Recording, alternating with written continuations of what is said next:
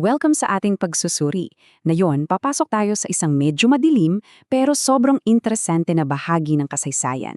Pag-uusapan natin ang isang pangalan na sure akong naririnig nyo na at laging may dalang kilabot at matinding kuryosidad, si Grigory Rasputin. Isipin nyo, mahigit isang siglo na pero balot na balot pa rin ang kababalaghan ang pagkatao niya. Kilala siya bilang yung lalaking may nakakabigahing titig, di ba?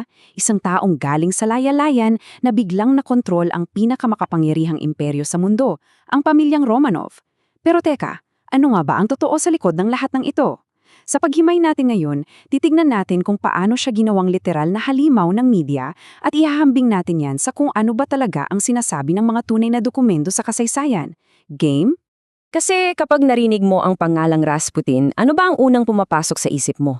Halimaw ba siya? Isang dark sorcerer?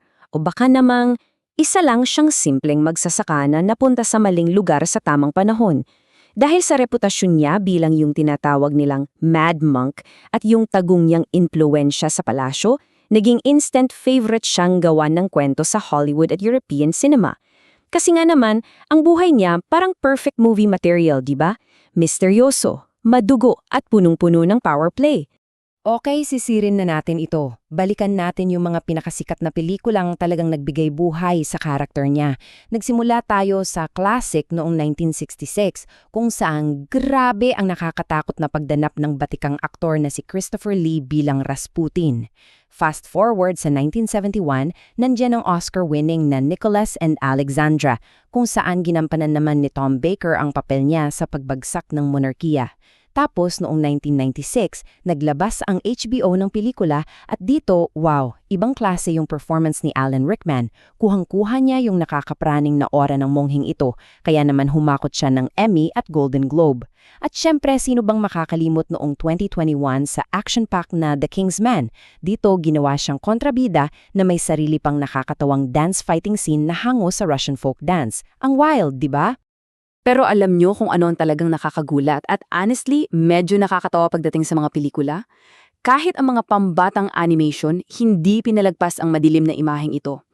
Tingnan nyo yung 1997 animated film na Anastasia. Dito, si Rasputin ang ginawang main antagonist. Ipininta siya ng literal bilang isang patay na sorcerer, may kasama pang paniki na nagbenta ng sarili niyang kaluluwa sa dyablo para lang makapaghiganti sa mga Romanov. Kahit para sa mga bata, yung pagiging halimaw niya ang laging benta, imbes na ipaliwanag kung sino ba talaga siya bilang isang tao. Bago tayo tuluyang pumunta sa totoong kasaysayan, heto ang isang nakakabaliw na trivia na sure akong magugustuhan ninyo. Alam niyo ba na ang pamilya ng mismong nag-assassinate kay Rasputin na si Prince Felix Yusupov ay nagdemanda laban sa studio dahil sa pelikulang Rasputin and the Empress noong 1932? Oo, totoo yan. At ang mas malala, nanalo sila. Yung mismong demandang iyon ang dahilan kung bakit hanggang ngayon, sa halos lahat ng pelikula na pinapanood natin, may nakikita tayong disclaimer sa dulo na nagsasabing all characters appearing in this work are fictitious. Ganyan katindi ang epekto ng sensationalized na buhay ni Rasputin, umabot pa talaga sa legal na aspekto ng mismong industriya ng Hollywood. Kaya mapapatanong ka talaga, bakit nga ba madalas sablay o sobrang bias ng mga pelikula pagdating kay Rasputin? Pansinin ninyo. Interesadong-interesado lang ang Hollywood sa kanyang mystical power at kung paano niya nakontrol ang isip ni Tsar Nicholas at Tsarina Alexandra doon sa mga magagarang palasyo sa St. Petersburg. Pero palaging kinakalimutang yung isang tabing katotohanan, bago siya sumikat, isa lang siyang simpleng muzik. Isang ordinayong magsasaka mula sa liblib at malamig na rehiyon ng Siberia. Palaging tinatanggal sa kwento ang espektong ito para lang bigyang daan ang narrative ng isang nakakatakot na mad monk. Kasi aminin natin, ang buhay sa nayon ng Pokrovskoye sa Siberia kung saan siya pinanganak, hindi biro yon. Napakatindi ng lamig, grabe ang hirap ng buhay ng isang magsasaka doon. Pero sa mga pelikula, laging nagsisimula ang kwento kapag isa na siyang stranik o holy wanderer. Bihirang-bihira kung meron man, nagpapakita sa atin ng buhay may asawa niya o yung responsibilidad niya bilang isang ama doon sa Siberia. Ninanakaw ng media ang pagiging ordinaryong tao niya para lang gawin siyang isang caricature ng kasamaan. Ngayon, ang talagang interesting dito at madalas na ginagamit sa mga kwento ay yung malaking papel ng tinatawag na Callisti sect. Para mas maging mabenta at juicy ang kwento, maraming direktor ang nagpapahiwatig na miyembro raw si Rasputin ng grupong ito. Ano ba itong Klisti? Isa itong grupo sa Russia na may medyo radical na paniniwala. Sinasabi nila na kailangan mo muna raw gumawa ng malaking kasalanan para makamit mo ang tunay na kapatawaran.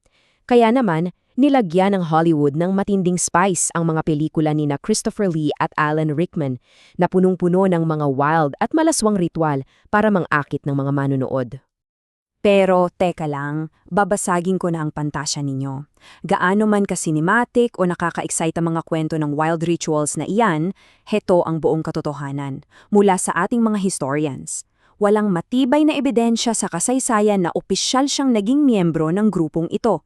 Zero. Naging biktima lang siya ng mga tsismis noong panahon niya na pinalaki hanggang sa inakala ng kultura natin na totoo ito. Kaya ang susunod na tanong natin, saan ba talaga nanggagaling ang lahat ng sensationalism na ito kung hindi naman pala totoo?